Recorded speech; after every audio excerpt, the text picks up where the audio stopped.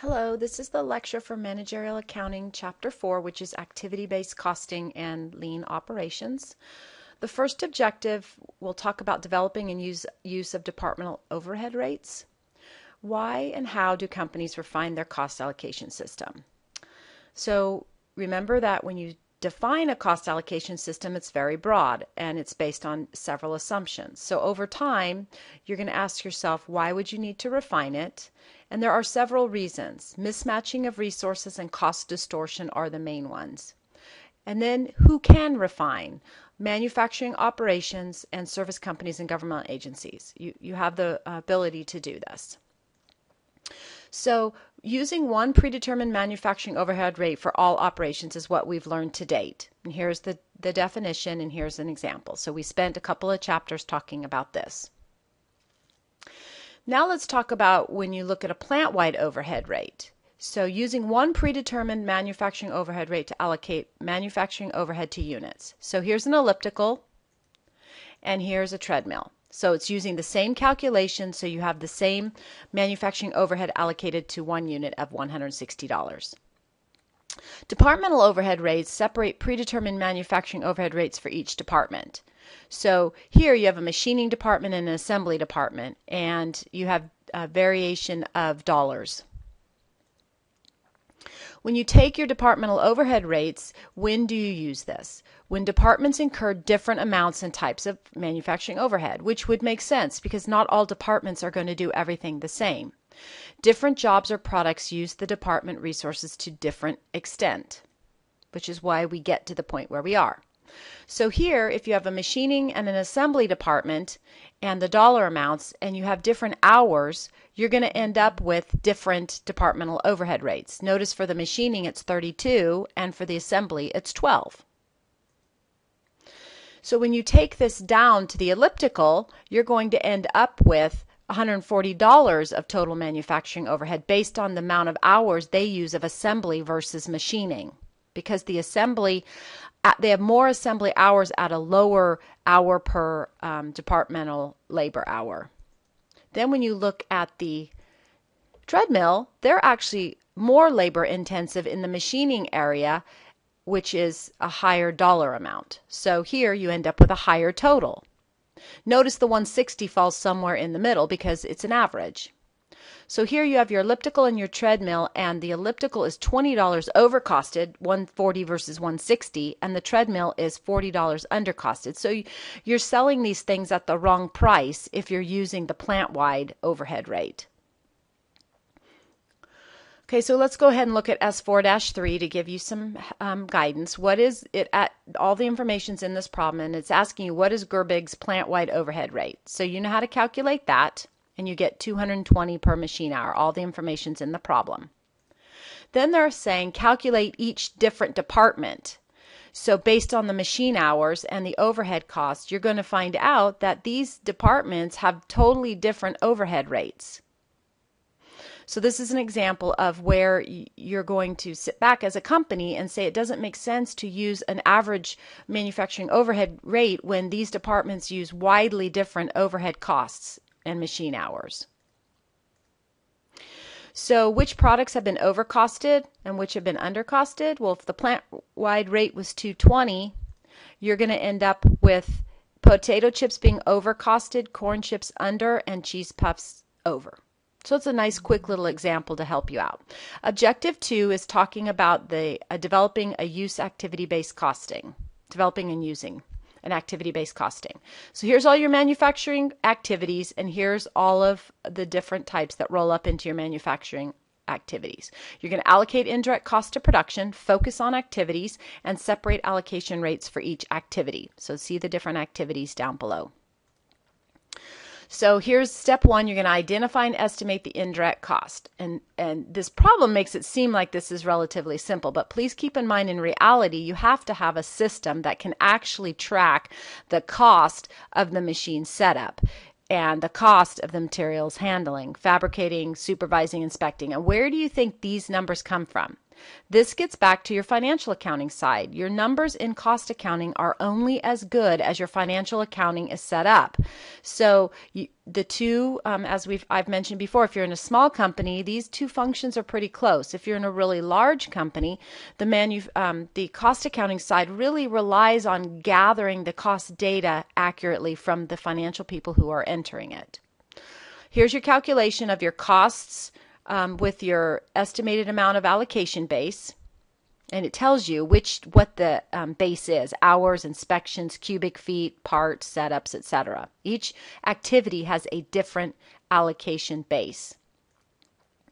So then you can calculate the dollars divided by the allocation base to get your cost per allocated activity, if you will. So notice they're all varied depending on the activity. So the fourth step is allocating some manufacturing overhead for each activity to the individual job. So here's all of your activities. Here's your cost rate. Here's the base. And then here comes your manufacturing overhead allocated to one object. So you get all done. And one object is $109 because it has all these different activities to get to the end. And here's your next, here's the next one for the treadmill. And so you can see by looking at those slides, it might be good to print these slides out because it'll help you doing the homework. Here's some examples of cost drivers. Material purchasing is number of purchase orders, material handling is number of parts, production scheduling is number of batches, quality inspection, etc. I hope you can see that to really do cost accounting accurately, you have to have a system in place that captures what you need to get the data the way you need on the back end. So you have to know your number of purchase orders, you have to know batches, inspections, pages, and where do you keep all this information? Well, it definitely isn't kept in a simple spreadsheet. It's kept in some kind of a ERP or system that will gather the data, not only the dollars, but these quantities of different cost drivers. Okay, let's do E436B, which is in your book. Wants you to identify each activity and estimate the indirect cost. So you have material handling, setup, insertion, finishing, and all these here, these costs, which are provided in the book, the problem tells you what the estimated quantity of the cost allocation base is. So for handling, it's parts. Machine setup is setups.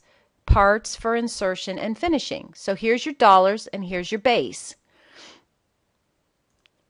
And then you take your cost divided by your quantities of activity and you get your allocation rate. And notice they're widely varied in each different activity. Then you compute the cost for each. So we got that. And then you allocate the manufacturing overhead from each activity to the job. So one job 420, needs 250 parts, 3 setups, 250 of parts. Notice that there's 2 parts, and 150 finishing hours. So here's your cost per unit.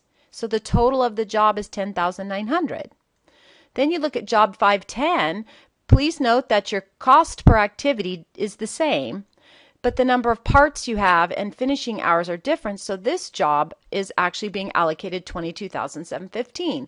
So when you look at these two jobs, if you weren't doing activity based down to the unit and you were applying just a manufacturing overhead, you would over or under cost these jobs. Cost hierarchy works this way. You have your facility, then you have your product, then you have your batch, and then you have your unit. It's a nice little pyramid. So let's look at S49. Let's talk about what each of these activities are, what level they're at. So a container is at the unit level. Patents are at the product level. Plastic resins are at the unit because it's for the container, so it's the unit level. A plant manager overseeing the entire operation is at the facility level. And the sales force incurring travel, etc., is at the facility level. So this gives you a picture of the pyramid, and it's really key in the words. You have to learn to read the words, just like a word math problem when you were in 5th grade. The words drive you to select the right level. Here's some more you can look at. Container is at the product level. The extrusion machine is of each batch is at the batch level, containers at the product level, routine maintenance is a facility level, rent is a facility level. Objective 3 is understanding the benefits and limitations of these systems. Using ABC, information to make decisions, is done for pricing and product mix, cost cutting, planning and control, and then the pricing and product mix decisions are based on change the prices for the products after identifying the different total costs, decide to market the higher profitability product, shift the product mix away from less profitable products. So these are the decisions that you might make based on the information you're gathering from an ABC system. How do you cut cost? Well, you analyze cost in the value chain. There are value-added activities and non-value added activities. Value-added versus non-value added are really the key to this. And you have to know your product to know what's value-added and what's not. Planning and control decisions use the cost of activities to create budgets. They compare with actual activities to see if goals are being met, and then from there, you can make your decisions. Using ABC outside of manufacturing. Okay, up to this point, everything I've been talking about is manufacturing, but you can use activity-based costing in other areas. Merchandising and service, you find the most profitable product or service. Manufacturers allocate operating activities, and let me go back to that previous slide. Let me mention that in service industries such as healthcare, and I've mentioned this in previous chapters, healthcare has service lines. So they have like an ICU unit, a surgery unit, a med-surg unit. They have service lines for cancer, service lines for cardiac things. They will use activity-based costing to figure out the cost of a procedure in each service line to know where they can cut cost and which ones are cost benefit and which ones aren't. As a healthcare system, you're going to offer all these services. However, you need to know which ones are actually breaking even and which ones aren't. So in a nonprofit world of healthcare, you would be able to have enough profitable service lines versus non-profitable service lines so that the healthcare institution will break even. So that is a really good example of a service versus a manufacturing type of a cost situation. Sustainability and refined cost systems. The environmental overhead should be allocated to different activities that drive their cost, and this creates better transparency. So there is environmental cost related to your products or your service. So let's talk about the cost benefit test. Stepping back and looking at this, I hope you can see that to have a really good cost accounting system, it is going to be costly in itself. So you have to ask yourself, do the benefits of adopting the ABC ABM exceed the cost? Otherwise, it's not worth it. Benefits are higher for companies in a competitive market. Accurate product cost is definitely essential. ABM can pinpoint cost-saving opportunities. Benefits are higher when risk of cost distortion is high. Many different products, many different types, amounts of resources. So here's the first situation is you're in a competitive market. Second situation is you have this risk of distortion of cost. You might have a lot of different products, high indirect costs, high and low volume products. So you have this blend going on where you can't really pinpoint the cost if you average everything with an average manufacturing overhead. The cost of adopting ABC, generally lower with accounting information system expertise to develop the system. So this gets back to, is your financial accounting department really good at what they do? Do you have the right accounting system and the right information system to store your cost accounting information in? You have really strong information technology, and not a lot of information technology departments are created to support this. Just because you have an IT department that's good at wireless and servers and help desk tickets doesn't mean they have the expertise to do a cost accounting system. Are companies glad they adopted ABC? Well, the book says 89% say they are. I say from my personal past in many companies, if you have all of the first bullet going, 100% of the companies are happy that they did it. If you're missing or lacking the skill and expertise, then companies will come back and say it wasn't worth it. It is not a cure-all. It just helps managers understand cost. Signs the old system may be distorting cost. Cost systems may need repair when any of these things happen. Managers don't understand their costs and profits. Bids are low. Bids are lost when expected to win. Win bids expected to lose. These two right here are really evident because if you rely on these cost systems and you have for a long time and all of a sudden one of these things are happening, then you need to go back and reassess your cost data and make sure it's being entered properly and reviewed properly. And that's where you as a cost accountant come into play. You're expected to understand the information before you provide it to a manager. If it doesn't make sense to you, then there's something wrong. The cost system may be outdated if there's a diversified product line. Objective 4, describe lean operations. Traditional production systems keep large inventories on hand. The problems with that is storage cost. You can high quality. There's bottlenecks and obsolete products. And the solution becomes this lean production system. And lean is a word that's used in the service industry too. It's kind of a new buzzword. Lean thinking, philosophy and a business strategy. That's what lean thinking is. The primary goal is to eliminate waste and cost, whether it's manufacturing or not. Focus on just-in-time inventory. Purchase raw materials just in time. Finish goods just in time for delivery. And let me say in the service industry or even government, and probably government has the biggest place to really gain in this area because government does not have lean thinking. I don't care if it's the state, if it's educational system, if it's a city, they don't have lean thinking, whether they think they do or not. And that's why there is so much waste, because it's laden with bureaucracy, and bureaucracy causes cost. Service lines like healthcare have been forced to gain lean thinking because they can't compete in the market, and there is a high criticalness of healthcare these days. So healthcare institutions are looking into themselves and trying to find where they can eliminate waste and cost and still offer quality. Common characteristics of just-in-time production occurs in self-contained cells. You have broad employee roles. Small batches produced just in time, that's called the demand pull system. Shortened setup times, shortened manufacturing cycle times, and emphasis on quality.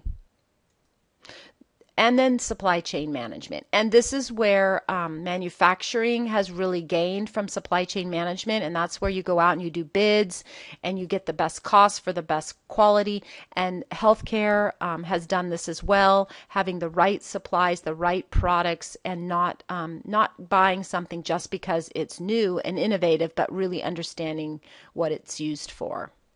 Drawbacks to lean production system are you're vulnerable when problems strike suppliers or distributors. And the book gives you some examples, delays in delivery, personnel problems, union strikes, etc. This has been around for a long time. Just-in-time has been around for a long time. Now they kind of tack the lean production into it and gather it all into one package. Sustainability and lean thinking. Both seek to reduce waste. Lean focuses on internal. Green focuses on external. Lean and green go together. So green is the buzzword. Lean is a little bit older buzzword. But really what a company is saying is for us to reduce cost, it is a combination of things that we must do and can't lose sight of quality. Objective 5 is describing and using the cost of quality framework. TQM, once again, has been around for a long time, but the goal means to provide customers with superior products and services. And you have a continuous improvement. More investment up front to generate savings on the back end. So service industries follow TQM as well as manufacturing. There are 4 types of quality cost. Prevention costs, avoid poor quality. Appraisal cost, which detect poor quality goods or services. So you find it before it goes out the door. So first you prevent it or you appraise it and find it. The third one is internal failure cost. Avoid poor quality goods or service before you deliver. And then the last one is the external failure cost incurred after defective product is delivered, which is not a good thing. You don't want your customer to call and say it failed. Non-manufacturing costs of quality, as I mentioned, service firms also incur costs of quality. Prevention, they look for prevention. They look for appraisal. And the cost of quality report identifies categories and identifies all of the costs it incurs relating to quality. So large companies have quality departments, quality improvement departments, whatever they call it. It's a group of people that ensure quality along the path of the manufacturing or the path of the service. You calculate the percentage of total cost of quality that are incurred, and you use it as a framework for decisions. So you have your prevention plus your appraisal cost and your internal plus your external. So here's your framework for decisions.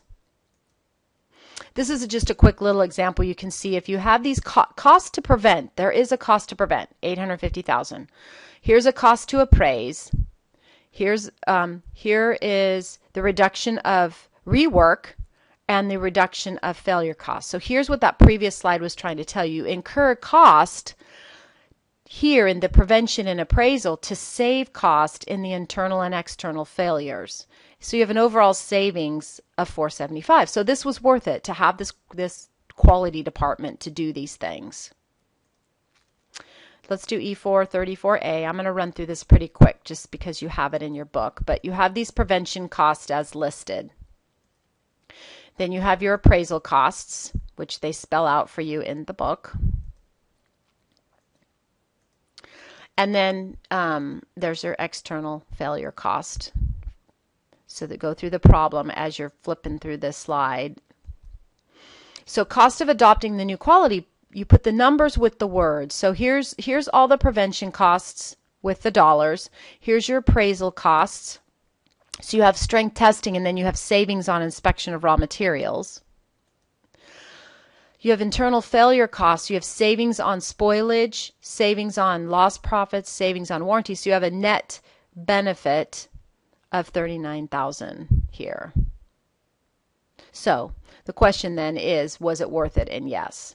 So there's a lot in this chapter. Hopefully I gave you enough where when you're reading the chapter or the second go around before you start your homework, it'll answer questions for you. If not, go ahead and send me an email. Thank you.